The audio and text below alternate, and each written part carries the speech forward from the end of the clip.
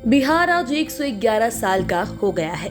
पटना समेत तमाम जिलों में इसकी खुशबू बिखर रही है।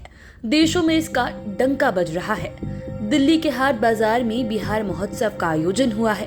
पटना के गांधी मैदान में सरकार की ओर से कार्यक्रम आयोजित किए गए हैं। लोगों में इसीलिए भी उत्साह ज्यादा है कि कोरोना की वजह से कई वर्षों से कार्यक्रम का आयोजन ठीक तरीके से नहीं हो रहा था, लेकिन 2023 में आम आवाम से लेकर सरकार तक उत्साहित है। ऐसे में 5 PM के 5 का तड़का में आज हम आपको बिहार की माटी थाती से रूबरू कराएंगे। 5 बातों में यहाँ के बारे में सब कुछ बताएंगे। सबसे पहले बात करते हैं 5वें नंबर की। इस नंबर पर बात करते हैं इसके नाम की। दरअसल लोगों के मन में ये सवाल कौंधता है कि इसका नाम कैसे पड़ा, इसके नाम के क्या मायने हैं। ये तो आप जानते ही हैं कि हर साल 22 मार्च को बिहार दिवस मनाया जाता है। जहाँ तक नाम की बात है तो आपको बता दें कि बिहार शब्द संस्कृत और पाली शब्द विहार नामक मठ से बना है। दरअसल बिहार बौद्ध संस्कृति का जन्म स्थान है। इस वजह से इस राज्य का नाम पहले बिहार था। बिहार का मतलब भ्रमण करना और घूमना फिरना होता है। बाद में बोलचाल में इसका नाम बिहार पड़ गया।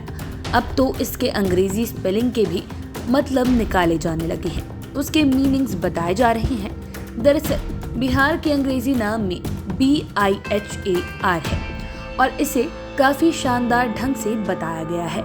B का मतलब ब्रिलियंट, I का मतलब इनोवेटिव, H का मतलब हार्ड वर्किंग, A का मतलब एक्शन ओरिएंटेड और R का मतलब रिसोर्सफुल। 2015 के कार्यक्रम में बिहार के इस शाब्दिक अर्थ को प्रधानमंत्री नरेंद्र मोदी ने खुले मंच से बताया था। अब बात करते हैं चौथे नंबर की। आज हम अपने देश भारत को विश्व का सबसे बड़ा लोकतांत्रिक देश होने पर गर्व करते हैं। इसे लेकर अपने देश की दुहाई देते हैं। लेकिन ये जानकर आप और अधिक गौरवान्वित हो जाएंगे कि देश को पहला लोकतंत्र बिहार ने ही दिया था। पहला गणतंत्र बिहार के वैशाली ने दिया था। दरअसल बिहार का इतिहास काफी समृद्ध रहा है। इतिहास के पन्नों को पलटते हैं तो ये पाते हैं कि ईसा से लगभग 6वीं सदी पहले वैशाली में ही दुनिया का पहला गणतंत्र बना था।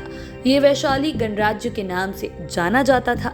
दिल्ली के संसद भवन में आज जो आप लोकसभा के रूप में अपर हाउस और राज्यसभा के रूप में लोअर हाउस सिस्टम को देख रहे हैं, ऐसा ही सब कुछ उस समय बिहार के वैशाली गणराज्य में था। तब के प्रतिनिधि आज की सरकार की तरह जनता के लिए नीतियां बनाते थे।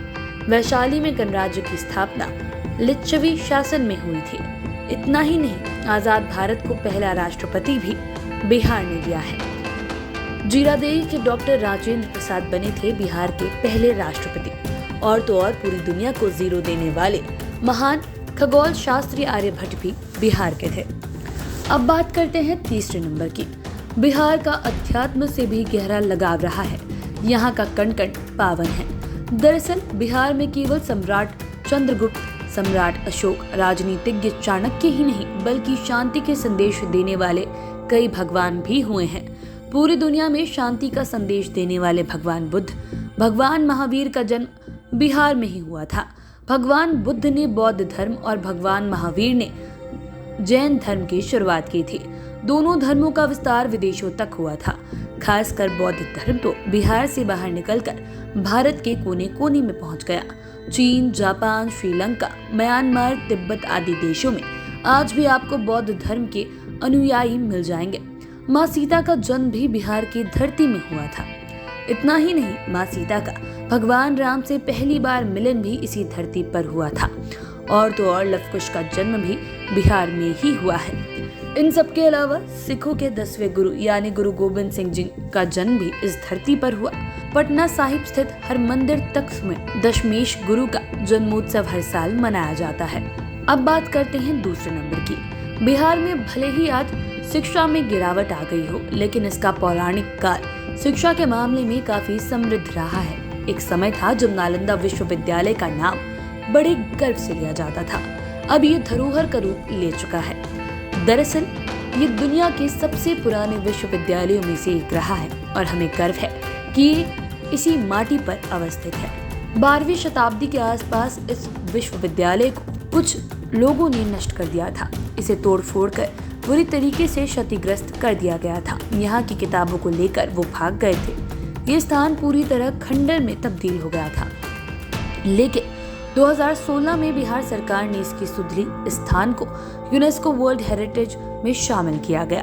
अब इस विश्वविद्यालय की इमारतें नई हो गई हैं। इसकी भव्य इमारतों को देख लोग भाव विह्वल हो जाते हैं। नालंदा विश्वविद्यालय की मनमोहक तस्वीरों को देखकर अब तो हर बिहारी को गर्व की अनुभूति होने लगी है।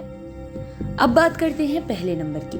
आज राष्ट्रपिता महात्मा गांधी को याद करते हुए लोग अघाते नहीं हैं। उनके कथनों वचनों को भी हम काफी शिद्दत से पढ़ते हैं, उन्हें अपने जीवन में उतारने की बात करते हैं। लेकिन आपको ये जानकर अत्यधिक खुशी मिलेगी कि महात्मा गांधी को महात्मा की उपाधि बिहार ने दी थी और उनकी तस्वीरों और प्रतिमाओं में उनके हाथ में दिखने वाली लाठी भी बिहार ने ही दी थी। ये लाठी उन्हें मुंगेर में दी गई थी, तो महात्मा की उपाधि पश्चिम चंपारण के किसान पंडित राजकुमार शुक्ल ने दी थी। दरअसल 1934 में 15 जनवरी को भयंकर भूकंप आया था। इसमें सर्वाधिक क्षति इसी जिले को हुई थी। आज भी 15 जनवरी को भूकंप की याद में पूरा मुंगेर शहर बंद रहता है। उस समय भूकंप पीड़ितों से मिलने के लिए देश के दिग्गज लोग पहुंचे थे। उन्हीं में महात्मा गांधी भी शामिल थे। मुंगेर के बाद वो घोरघट गांव गए। गोरघट में पता चला कि यहाँ की लाठी काफी प्रसिद्ध है और ये लाठी अंग्रेजों को बेची जाती है।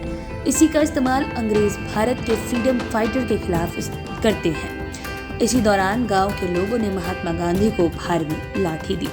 तब बापू ने कहा कि ये लाठी को तभी मैं स्वीकार करूंगा जब आप लोग इसे अंग्रेजों को नहीं बेचेंगे। लोगों ने बापू की बात मान ली। मुंगेर के घोरघट की बनी लाठी ताउम्र उनके साथ रही। आप चैनल के साथ बने रहें। अगर इस वीडियो को फेसबुक पर देख रहे हैं तो पेज को लाइक करें, यूट्यूब पर देख रहे हैं तो चैनल को सब्सक्राइब करें। धन्यवाद।